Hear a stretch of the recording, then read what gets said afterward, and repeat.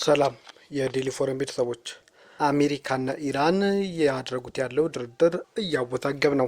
በህንድ የሚገኙ የአሜሪካ ውጭ ጉዳይ ሚኒስትር ማርክ ሩቢዮ የተወሰኑ መግባባቶች ላይ ከኢራን ጋር መድረሳቸውን የገለጹ ሲሆን የመጨረሻ ባይሆንም ተጨባጭ ለውጦች በኢራን በኩል አይተናል ብለዋል። ሩቢዮ ምናልባትም እሁድ ተጨማሪ ዜና ይኖር ይሆናል በማለት ያንን ግን ይፋ ማድረግ ለፕሬዝዳንት ዶናልድ ትራምፕ እተዋል ሲሉም ነው ለሚዲያዎች የተናገሩት። እሁድ በሚኖሩ ሰዓታት ውስጥ ዓለም ቢያንስ የሆርሙዝ ወሽመጥን በሚመለከት መልካም ዜና ሊሰማ ይችላል ሲሉም ፍንጭ ሰጥተዋል። መስራት ያለብን ስራ ገና አለ ያሉት የውጭ ጉዳይ ሚኒስትሩ መልካም ዜና አለ፣ ነገር ግን የመጨረሻው ዜና አይደለም ሲሉም ገልጠዋል። ቅዳሜ ዕለት የአሜሪካ ፕሬዝዳንት ዶናልድ ትራምፕ በአሜሪካና ኢራን መካከል የሆርሙዝ ወሽመጥን መክፈት ጨምሮ አብዛኞቹ ጉዳዮች በስፋት ድርድር እንደተደረገባቸው አስታውቀው ነበር። ፕሬዝዳንት ዝርዝር መረጃ ባይሰጡም የስምምነቱ የመጨረሻው ነጥቦችና ዝርዝር ጉዳዮች ንግግር እየተደረገባቸው በመሆኑ በቅርብ ይፋ ይደረጋል ሲሉ ነበር ያስታወቁት። አክለውም ማንኛውም ስምምነት ኢራን በፍጹም የኒውክሌር ጦር መሳሪያ እንዳታገኝ የሚያደርግ ይሆናል ሲሉም ገልጠዋል።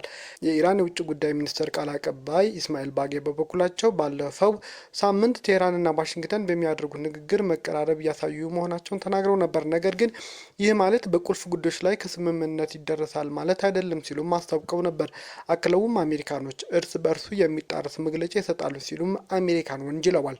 የኢራን የዜና ወኪል ታሲም በበኩሉ እሁድ ማለዳም የሆርሙዝ ወሽመጥ በስምምነት ከጦርነት በፊት ወደ ነበረበት ይዞታ አይመለስም ሲልም አስታውቋል። የፓኪስታን ውጭ ጉዳይ ሚኒስቴር ኢሻቅ ዳር እንደተናገሩት እየተደረገ ያለው ድርድር በመጥቀስ አዎንታዊና ዘላቂ ውጤት ላይ ለመድረስ እየተቃረበ ነው ሲሉም ተናግረዋል። እስካሁን ድረስ አሜሪካ ድርድሩ በጥሩ ሁኔታ እየሄደ ነው፣ መስማማቶች ሊደረሱ ነው ስትል ባለፉት 3 ቀናት ብትናገርም ኢራን በበኩሏ ከአሜሪካ ጋር ምንም መግባባት አልቻልንም፣ አሜሪካ የምታወጣቸው መግለጫዎችና ድርድሩ የሚጣረሱ ናቸው ስትልም እያስተባበለች ነው። የአሜሪካና ኢራን አደራዳሪ አዎንታዊ ውጤት ላይ ለመድረስ እየተቃረብን ነው ስትል አስታውቃለች።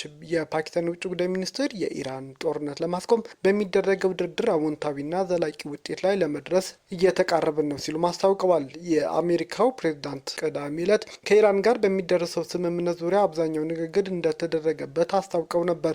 የፓኪስታን ምክትል ጠቅላይ ሚኒስትር ኢሻቅ ዳር በበኩላቸው ከትራምፕ እንዲሁም ሳውዲ አረቢያ፣ ቱርክ፣ ኳታር፣ ግብጽ፣ ዩናይትድ አረብ ኤምሬት፣ ዮርዳኖስ እንዲሁም የፓኪስታን ተወካይ በቀጠናው ሰላም ዙሪያ ያደረጉት ውይይት ትልቅ አዎንታዊ ለውጥ እያመጣ ነው ሲሉም አስታውቀዋል። ፓኪስታን ዘላቂ ሰላምን፣ መከባበርንና ቀጠናዊ መረጋጋትን ለማስፈን የታለሙ ሁሉንም ቅን ጥረቶችን ለመደገፍ ቁርጠኛ ነች ካሉ በኋላ የእነዚህ ድርድሮች ስኬታማ አዎንታዊና ዘላቂ ውጤት ላይ ለመድረስ ያለን ተስፋ መሰረት ነው ብለዋል። ትራምፕ ከኢራን ጋር የሆርሙዝ ወሽመጥን ዳግም ማስከፈት ጨምሮ በበርካታ ጉዳዮች ላይ መድረራቸውን እያስታወቁ ነው።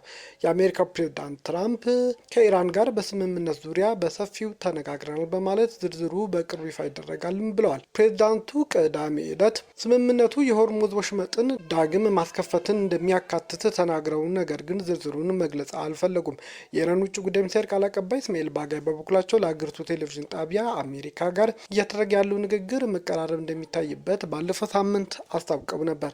ቃል አቀባዩ ይህ ግን በወሳኝ ነጥቦች ዙሪያ ከስምምነት ላይ ሊደረስ ይችላል ማለት አይደለም ሲሉም አስታውቀዋል። አሜሪካ እርስ በርሱ የሚጣረስ መልእክት ታሰራጫለች ሲሉም ወንጅለዋል።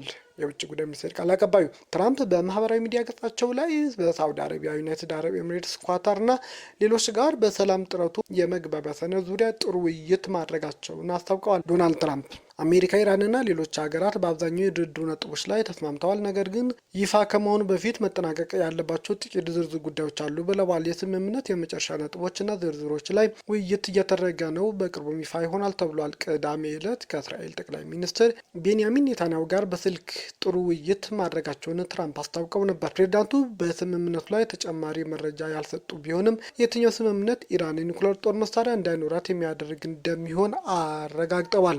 የፓኪስታን ጠቅላይ ሚኒስትር ሻህቤዝ ሻሪፍ ከዶናልድ ትራምፕ ጋር የነበራቸው የስልክ ውይይት በጣም ጥሩ እንደነበር የተናገሩ ሲሆን ፕሬዝዳንት ዶናልድ ትራምፕ ሰላም ለማስፈን ላደረጉት ጥረት ምስጋና አለኝ ሲሉም ነበር ያስታወቁት። ፓኪስታን በአሜሪካና በኢራን መካከል በሚደረገው ንግግር አደራዳሪ በመሆን እያገለገለችም ትገኛለች።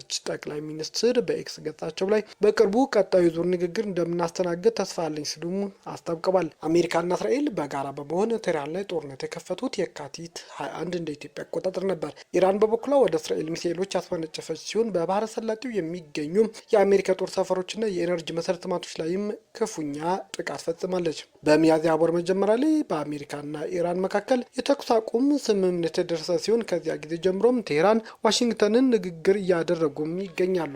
ኢራን ዓለም ዋንጫ ላይ የሚሳተፉ ቡድኗን የሚቆይበት ስፍራ ከአሜሪካ ወደ ሜክሲኮ እንዲዛወርላት አደረገች።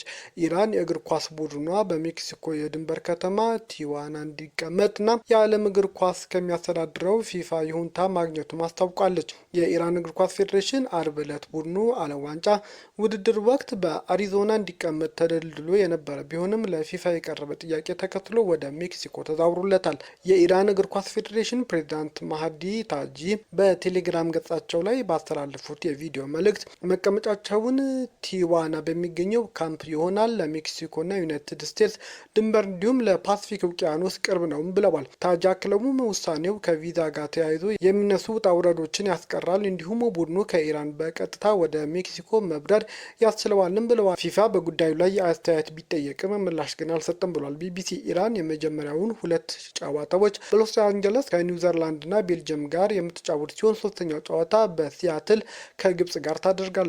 በሎስ አንጀለስ የምትጫወትበት ከምናርፍበት ያለው ርቀት በአጠቃላይ 55 ደቂቃ ነው ያሉት ታጂ ከዚህ በፊት በአሪዞና ተይዞላቸው ከነበረው መቀመጫ ቲዋና በጣም ቅርብ መሆኑን ተናግረዋል። ኢራን ለበርካታ ወራት በዓለም ዋንጫ ላይ የሚኖራት ተሳትፎ ከደህንነትና ከጉዞ ጋር በተያያዘ እርግጠኛ መሆን ሳይቻል ቀርቶ እንደነበር ይታወሳል። የዚህ ዓመት የዓለም ዋንጫ ዩናይትድ ስቴትስ፣ ሜክሲኮና ካናዳ በጥምረት የሚያዘጋጁት ነው።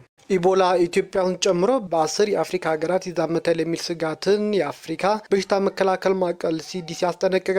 በዲሞክራቲክ ሪፐብሊክ ኮንጎ የተከሰተው ኢቦላ ኢትዮጵያን ጨምሮ ወደ 10 የአፍሪካ ሀገራት ሊስፋፋ ይችላል የሚል ስጋት መኖሩን የአፍሪካ በሽታ መቆጣጠርና መከላከያ ማዕከል አፍሪካ ሲዲሲ አስጠንቅቋል። የአፍሪካ ሲዲሲ ኃላፊ ዣን ካሴ ቅዳሜ ዕለት በሰጡት መግለጫ ስጋት ላይ የሆኑ ሀገራት አሉን በማለት ኢትዮጵያ፣ ሩዋንዳ፣ ኬንያ፣ ታንዛኒያ፣ አንጎላ፣ ቡሩንዲ፣ ማዕከላዊ አፍሪካ ሪፐብሊክ፣ ኮንጎ ሪፐብሊክ፣ ደቡብ ሱዳንና ዛምቢያ ቫይረሱ ይሰራጭባቸዋል ተብለው ከተሰጉ ሀገራት መካከል ውስጥ ተካተዋል። ኃላፊው በመግለጫቸው አሁን የተከሰተው የኢቦላ ቫይረስ ስርጭት ከ10 ዓመት በፊት በምዕራብ አፍሪካ ከታየው በጣም ግዙፍ ነው ሲሉ አስጠንቅቀዋል። ካሲያ በኢቦላ ወረርሽኝ ላይ በኦንላይን በሰጡት መግለጫ ወቅት ከኢትዮጵያ ውጭ የዘረዘሯቸው ሀገራት በአጠቃላይ በቫይረሱ የተያዙ ሰዎች የተገኘባቸው የዲሞክራቲክ ሪፐብሊክ ኮንጎ ወይም ኡጋንዳ ጎረቤቶች ናቸው። የአፍሪካ ሲዲሲ ኃላፊ በካምፓላ ለጋዜጠኞች በሰጡት መግለጫ እስካሁን ድረስ 200 ያህል በቫይረሱ ተይዘው መሞታቸው የተጠረጠሩ መሆኑን ገልጸው በኮንጎ የተከሰተው ኢቦላ ቫይረስ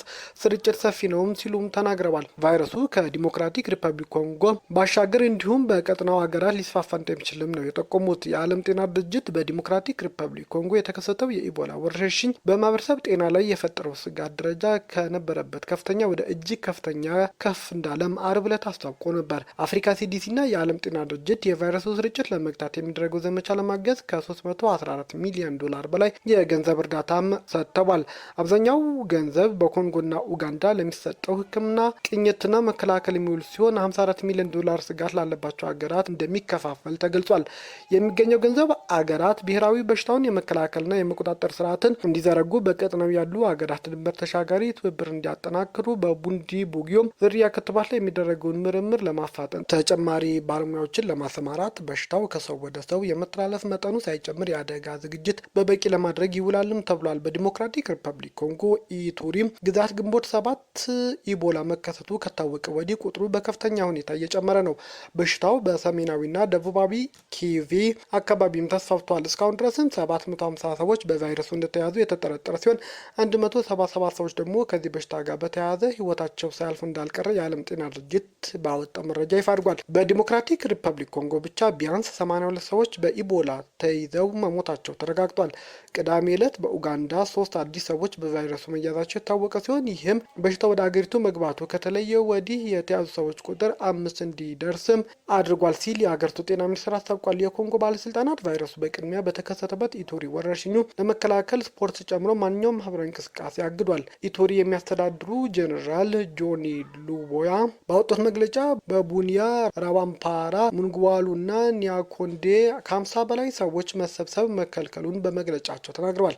የዓለም ጤና ድርጅት የስጋት ደረጃውን በጣም ከፍተኛ ወደሚል ከፍ ያደረገ ሲሆን በርካታ የጎረቤት ሀገራት ቫይረሱ እንዳይሰራጭ ለማድረግ ከዲሞክራቲክ ሪፐብሊክ ኮንጎ የሚመጡ ሰዎች ከመከልከል ጀምሮ የተለያዩ የመከላከል እርምጃዎችን እየወሰዱ ነው። የተባበሩት መንግስታት ድርጅት አባል ሀገራት በኒውክሌር ጦር መሳሪያ ስርጭት መከላከልና ትጥቅ ማስፈታት ግቦች ዙሪያ ለ4 ሳምንታት ሲያደርጉት የነበረው ድርድር ያለምንም ስምምነት መጠናቀቁን ውይይቱን የመሩት ዲፕሎማት አስታወቁም። የጉባኤው ፕሬዝዳንት የሆኑት ቪየትናማዊው ዶሁንግ ቪየት በኒውዮርክ ለጋዜጠኞች በሰጡት መግለጫ ከፍተኛ ጥረት ቢደረግም ጉባኤው በዋና ዋና ጉዳዮች ላይ ስምምነት ላይ መድረስ በሚቻልበት ቁመና ላይ አለመሆኑን መገንዘባቸውን ገልጸዋል። በመሆኑም የተዘጋጀው ረቂቅ ሰነድ አባል ሀገራት እንዲያጸድቁ እንደማይቀርቡም አረጋግጠዋል። የኤፍፒ የዜና ወኪል የተመለከተውና በድርድር ማብቂያ አካባቢ የወጣው የጉባኤው ረቂቅ ሰነድ የኒውክሌር ጦር መሳሪያ የሌላት ቴህራን ኢራን መቼም ቢሆን እነዚህ መሳሪያዎች ማልማት እንደሌለባት አበክሮ ያሳስባል። በዚህ ጉዳይ